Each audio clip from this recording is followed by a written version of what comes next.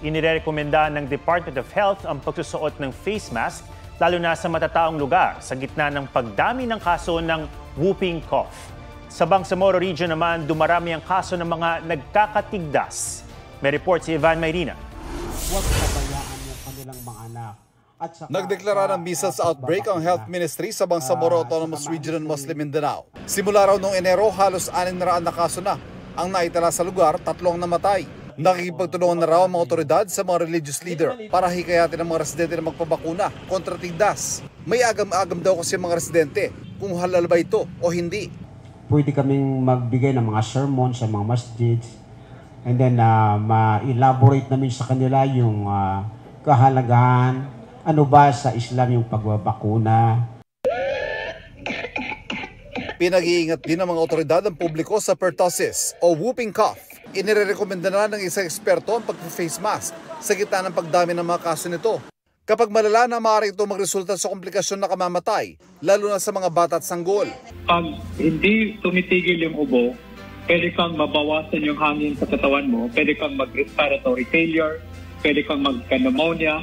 Napaka-delikado to sa mga bata less than 1 year old, especially yung mga infant pa na walang mga bakuna. Ang Quezon City LGU nagdeklara na ng outbreak sa whooping cough. As of March 20, mahigit 20 kaso nang naitala sa lungsod. Ayon kay Mayor Joy Belmonte, 4 na sanggol ang namatay. May 13 kumpirmadong kaso na rin sa Western Visayas ayon sa DOH. Madali lang daw gamutin ang whooping cough kung maagapan gamit ang antibiotics. Merong bakuna kontra rito, pero kinukulang daw ang QCLGU. Sinabihan daw sila ng DOH na July pa darating ang supply kaya naghahanap sila ng ibang mabibilhan. Ivan Mayrina nagbabalita para sa GMA Integrated News.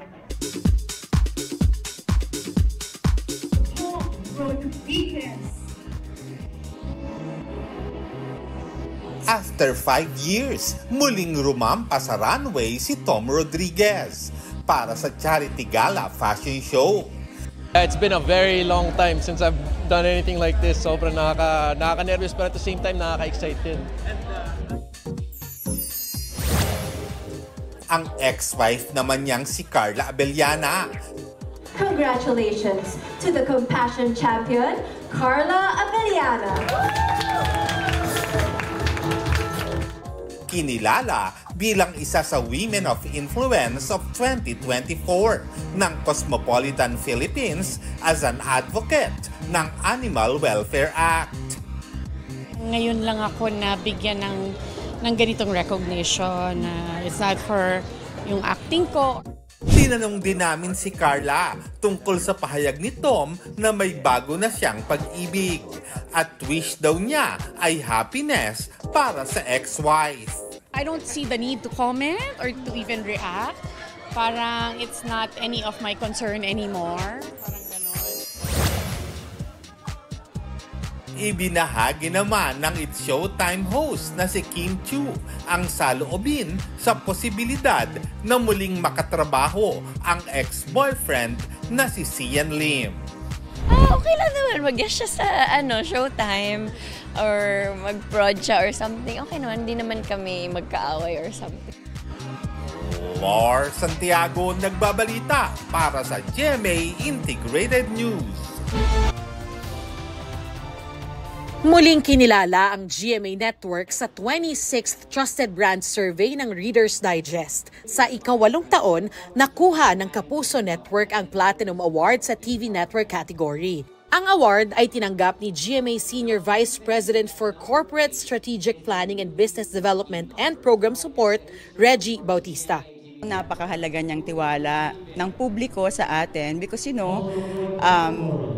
ang ating misyon ay makapaghatid ng serbisyong publiko sa Pilipino. Kaya yung tiwala, pinapahalagahan talaga natin at inaalagaan natin. Sa ika-2 taon, kinilala namang most trusted TV host for news and current affairs si Atom Araulio. We believe that we continue to be relevant, and by producing meaningful and timely stories, we hope to earn more trust among the readers, our viewers, and the public. Darlene Kai nagbabalita para sa GMA Integrated News.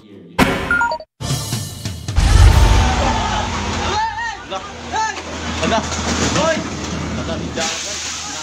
Hala, may mga tao.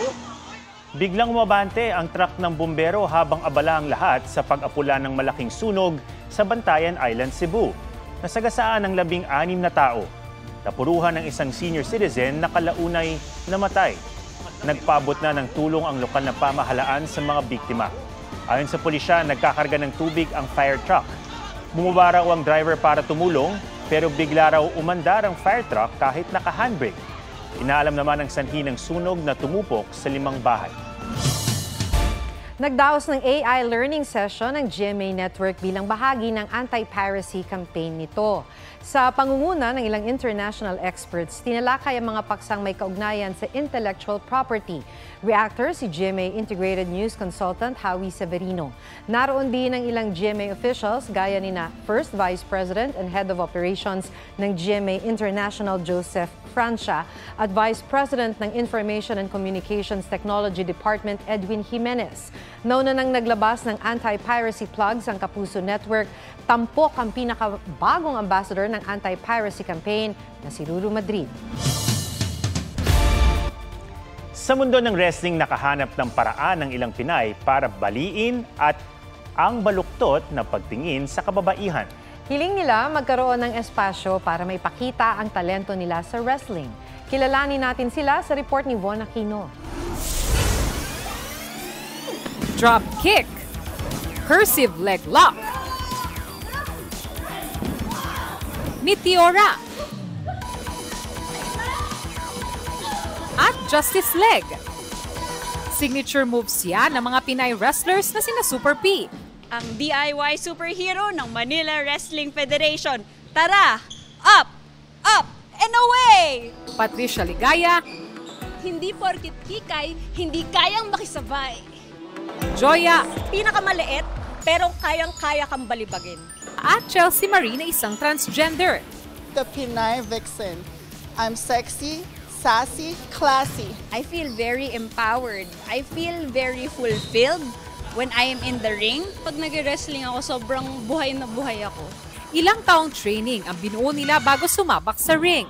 Kailangan talaga na lagi ka mag-training para yung mga katawan mo is ready kahit masaktan siya, makakaya ng katawan mo. Part-time job para sa kanila ang wrestling. Pero umasa silang balang araw, magkakaroon ng industriya para sa Pinay professional wrestler sa bansa. I feel like the reason why kukonti lang palang kami sa industry is because of our society na feeling nila hindi ito pambabae or women should be doing something else. Pagprotekta sa kababaihan naman ang isinusulong ng isang martial arts school sa Mandaluyong City. Kasabay ng selebrasyon ng Women's Month, nais daw ng Senshi Dojo na tulungan ng mga kababaihan na protektahan ang kanilang mga sarili. Sa training session na ito, itinuro sa amin ang self-defense sa paraan ng judo. 70% daw ng mga estudyante nila ay nagtatrabaho ng night shift sa mga BPO companies.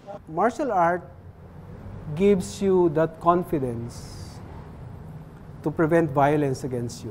Fulfilling yung feeling after na kaya mo palang gawin siya. My own act of, I think, meaningful defiance na mga babae kayang-kaya rin to. Von Aquino nagbabalita para sa GMA Integrated News.